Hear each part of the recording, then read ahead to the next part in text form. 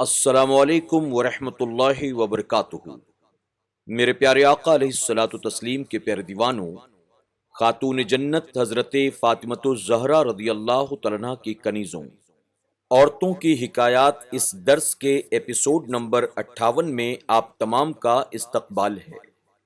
آئیے درود شریف سے آج کے درس کا آغاز کرتے ہیں۔ الصلاۃ والسلام علیک یا رسول اللہ، الصلاۃ والسلام علیک یا حبیب اللہ، الصلاۃ والسلام علیک یا نبی اللہ، وعلی آلک واصحابک یا نور اللہ، صلی اللہ تعالی علیہ وسلم۔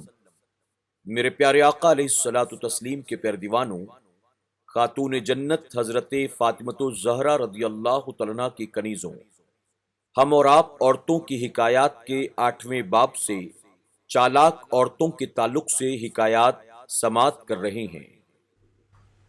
حکایت نمبر 111۔ ایک فریبی عورت۔ چند تاجروں نے بیان کیا ہے کہ وہ مختلف شہروں سے آ کر مصر کی جامع عمرو بن عاص میں جمع ہو جاتے تھے اور وہاں بیٹھ کر باتیں کیا کرتے تھے۔ ایک دن بیٹھے ہم آپس میں باتیں کر رہے تھے کہ ہماری نظر ایک عورت پر پڑی جو ہمارے قریب ایک ستون کے نیچے بیٹھی تھی۔ ایک شخص نے جو بغداد کے تاجروں میں سے تھا اس عورت سے کہا، کیا بات ہے؟ اس عورت نے کہا، میں لاوارث عورت ہوں، 10 برس سے میرے شوہر لاپتہ ہیں، مجھے اس کا کچھ بھی حال معلوم نہیں ہوا۔ میں قاضی صاحب کے یہاں پہنچی کہ وہ میرا نکاح کر دیں، مگر انہوں نے روک دیا ہے۔ میرے شوہر نے کوئی سامان بھی نہیں چھوڑا جس سے بسر اوقات کر سکوں۔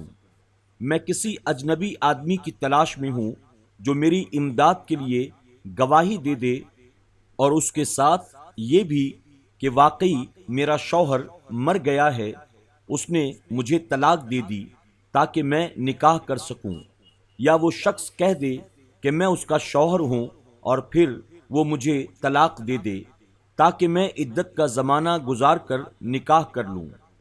تو اس شخص نے اس سے کہا، تو مجھے 1 دینار دے دے تو میں تیرے ساتھ قاضی کے پاس جا کر کہہ دوں گا کہ میں تیرا شوہر ہوں اور تجھے طلاق دے دوں گا۔ یہ سن کر وہ عورت رونے لگی اور کہا، خدا کی قسم اس سے زیادہ میرے پاس نہیں ہے، اور 4 روبائیاں نکالی، یعنی درہم کا 1/4 حصہ۔ تو اس شخص نے اس سے وہی لے لی اور اس عورت کے ساتھ قاضی کے یہاں چلا گیا اور دیر تک ہم سے نہیں ملا۔ اگلے دن اس سے ہماری ملاقات ہوئی۔ ہم نے اس سے کہا، تم کہاں رہ گئے؟ اتنی دیر کے بعد آج ملے۔ تو اس نے کہا، چھوڑو بھائی، میں ایسی بات میں پھنس گیا جس کا ذکر بھی رسوائی ہے۔ ہم نے کہا، ہمیں بتاؤ تو صحیح۔ اس نے بیان کیا، میں اس عورت کے ساتھ قاضی کے یہاں پہنچا تو اس نے مجھ پر زوجیت کا دعویٰ کر دیا۔ میں نے اس کے بیان کی تصدیق کر دی تو اس سے قاضی نے کہا، کیا تو اس سے علیحدگی چاہتی ہے؟ اس نے کہا، نہیں، واللہ اس کے ذمے میرا مہر ہے اور 10 سال تک کا خرچہ بھی، مجھے اس کا حق ہے۔ تو مجھ سے قاضی نے کہا کہ اس کا سارا حق ادا کر، پھر تجھے اختیار ہے تو اسے طلاق دے یا نہ دے۔ تو میرا یہ حال ہو گیا کہ میں متحیر ہو گیا اور یہ ہمت نہ کر سکا کہ اصل واقعہ بیان کر سکوں اور اس کے بیان کی تصدیق نہ کروں۔ اب قاضی نے یہ اقدام کیا کہ مجھے کوڑے والے کے سپرد کر دیا جائے۔ بالآخر 10 دیناروں پر باہمی تصفیہ ہوا جو اس نے مجھ سے وصول کیے، اور وہ 4 روبائیاں جو اس نے مجھے دی تھیں وہ وکلا اور قاضی کے اہلکاروں کو دینے میں خرچ ہو گئیں، اور اتنی ہی اپنے پاس سے خرچ ہوئیں۔ ہم نے اس کا مذاق اڑایا، وہ شرمندہ ہو کر مصر ہی سے چلا گیا۔ سبق: یہ دنیا اس فریبی عورت کی طرح ہے، بڑی مسکین صورت میں آ کر انسان کو پھسلاتی ہے اور کچھ لالچ دے کر اسے اپنے ساتھ ملاتی ہے۔ جو انسان اس کے دھوکے میں پھنس جائے وہ پھر اسی تاجر کی طرح اپنا سب کچھ تباہ و برباد کر لیتا ہے اور کسی کو منہ دکھانے کے قابل بھی نہیں رہتا۔ اس لیے اعلیٰ حضرت عظیم البرکت نے لکھا ہے: شہد دکھائے زہر پلائے قاتل ڈائن شوہر کش، شہد دکھائے زہر پلائے قاتل ڈائن شوہر کش، کس مردار پہ تو للچایا دنیا دیکھی بھالی ہے۔ حکایت نمبر 112۔ ایک بدکار عورت۔ ایک بدکار عورت سے کسی سادہ لوح شخص نے نکاح کر لیا۔ وہ عورت 6 ماہ سے پہلے ہی امید سے تھی، چنانچہ نکاح کے بعد 3 مہینے گزرنے پائے تو بچہ پیدا ہو گیا۔ سادہ لوح شوہر بڑا خوش ہوا کہ اللہ نے بڑی اچھی بیوی دی، جس کے باعث مجھ پر اللہ نے بڑی جلدی کرم فرما دیا اور مجھے فٹافٹ ابا بنا دیا۔ بازار میں نکلا تو لوگ مذاق کرنے لگے۔ وہ بہت گھبرایا اور لوگوں سے پوچھنے لگا کہ تمہارے مذاق کی وجہ کیا ہے؟ سب نے کہا کہ بھلے آدمی، بچہ تو خالص غیر حلالی ہے، تم بلا وجہ اس کے ابا بن رہے ہو۔ اس نے پوچھا کہ بچہ غیر حلالی کیسے ہوا؟ لوگوں نے بتایا اس لیے کہ وہ 3 مہینے کے بعد پیدا ہوا۔ وہ سادہ لوح لوگوں کی یہ بات سن کر غصے میں گھر آیا اور اپنی بیوی سے کہنے لگا، تم نے کیا غضب کیا؟ 6 ماہ پہلے ہی بچہ جن دیا، بچہ تو پورے 9 ماہ کے بعد پیدا ہوتا ہے۔ لوگوں میں تم نے میری ناک کاٹ ڈالی۔ چالاک عورت بولی، آپ بھی بڑے بھولے ہیں، خامخواہ لوگوں کی باتوں میں آ گئے۔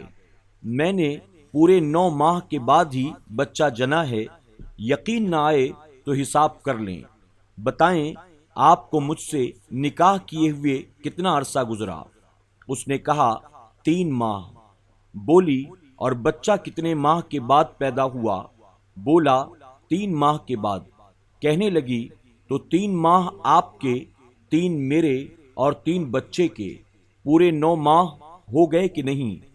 پھر اعتراض کیسا؟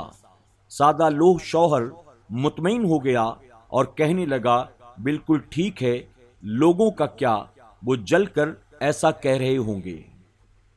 سبق: اس حکایت کے بعد ایک لطیفہ بھی سن لیجئے۔ شادی کے صرف 5 ماہ کے بعد ہی بیوی نے بچہ پیش کر دیا۔ شوہر نے اعتراض کرتے ہوئے کہا، میرے خیال میں یہ قبل از وقت ہے۔ بیوی بولی، دراصل ہماری شادی ہی بعد از وقت ہوئی۔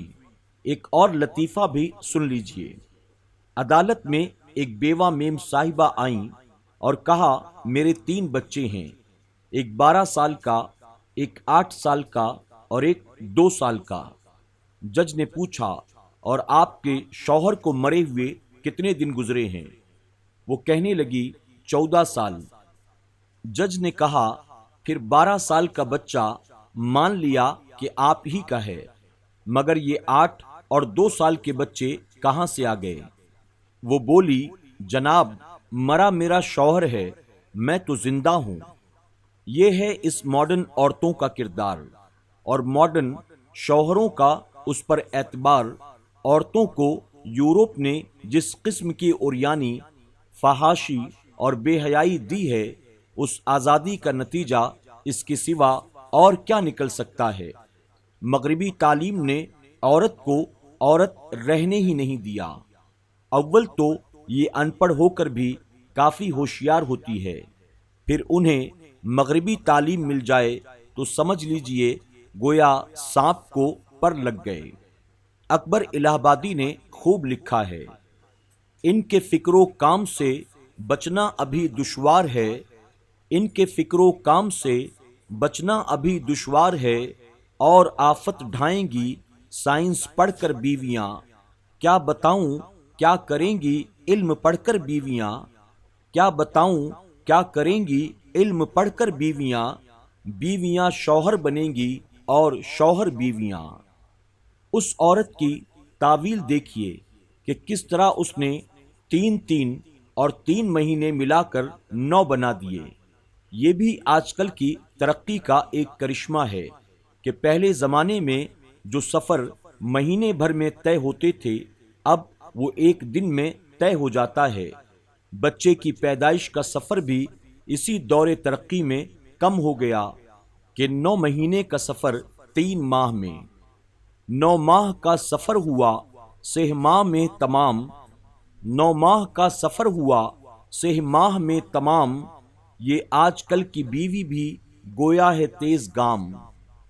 مولوی دشمن حضرات کو یہ تیز گام بیویاں مبارک ہوں جو نماز، روزے، پردے اور شرم و حیا کے اسٹیشنوں میں رکتی ہی نہیں۔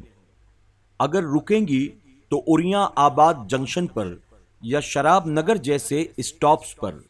یہ بھی معلوم ہوا کہ آج کل کے گستاخ رسول اپنی گستاخیوں کو اسی بدکار عورت کی سی تعویلیں دے کر اسلامی ثابت کرنا چاہتے ہیں اور سادہ لوح مسلمان کو اپنی چالاکیوں کا شکار کر لیتے ہیں، اور سادہ لوح مسلمان اپنے ہی دوستوں کے خلاف اور تعویل کرنے والے کے حامی بن جاتے ہیں۔